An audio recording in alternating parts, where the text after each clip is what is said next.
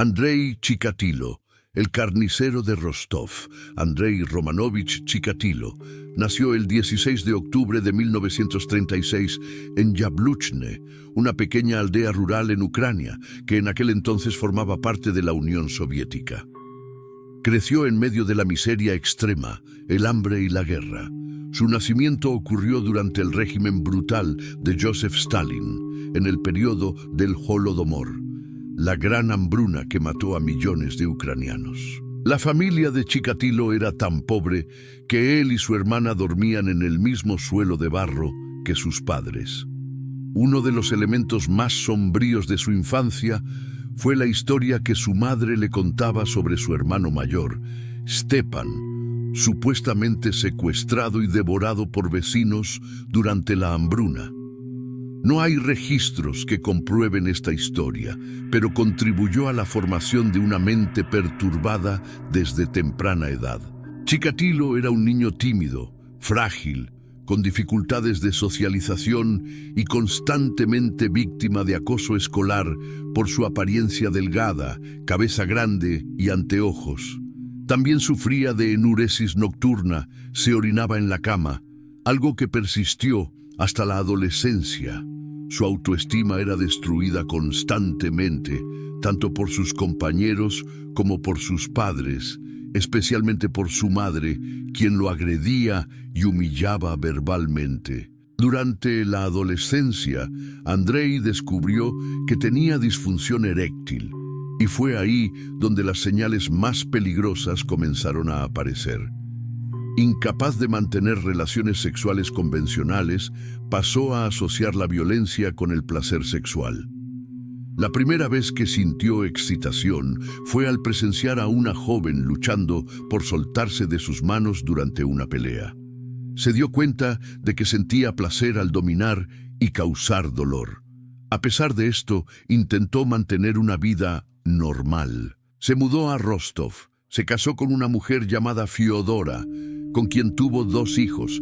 Mantenían relaciones sexuales extremadamente limitadas, prácticamente inexistentes, debido a la impotencia de Chikatilo.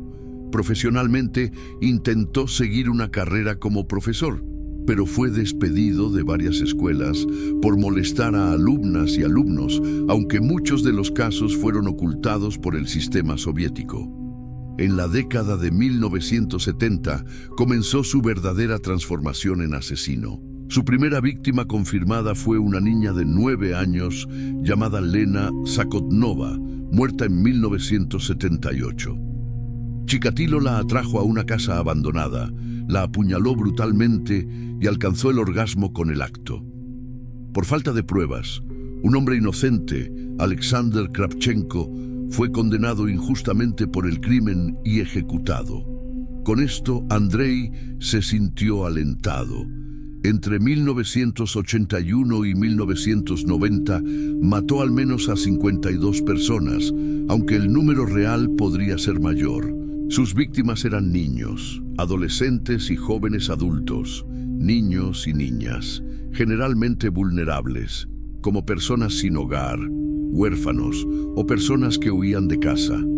Los atraía con promesas de comida, trabajo o ayuda, los llevaba a áreas boscosas o lugares aislados y luego los apuñalaba repetidamente, mutilaba sus cuerpos, les extraía órganos, ojos e incluso comía partes de sus víctimas en algunos casos. El placer sexual provenía de la violencia y la sangre. Se masturbaba sobre los cuerpos durante o después de los ataques. La policía soviética tardó en darse cuenta de que había un asesino en serie en acción. La Unión Soviética negaba la existencia de asesinos en serie como un fenómeno occidental. Esto retrasó las investigaciones por años. Fue solo a finales de la década de 1980 cuando comenzaron a unir los casos, después de que los patrones de mutilación, el modus operandi y la ubicación de las víctimas coincidieran. En 1990, Andrei cometió un error.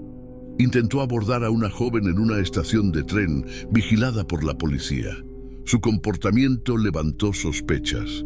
Fue arrestado, pero lo negó todo. Tras largas investigaciones y exámenes de ADN que lo vinculaban con las escenas del crimen, Chikatilo finalmente confesó los asesinatos en 1992, en un interrogatorio donde admitió 56 crímenes con detalles macabros.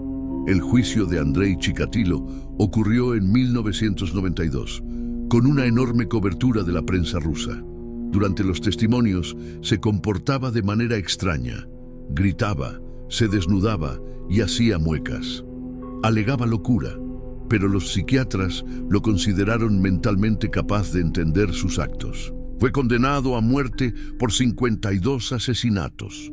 El 14 de febrero de 1994, Andrei Chikatilo fue ejecutado de un disparo en la cabeza en una prisión de Rostov.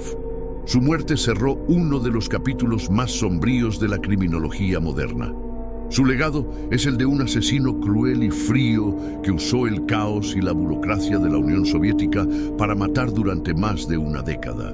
Hoy, su nombre permanece como símbolo de horror, siendo estudiado en cursos de criminología, psicología forense y documentarios en todo el mundo.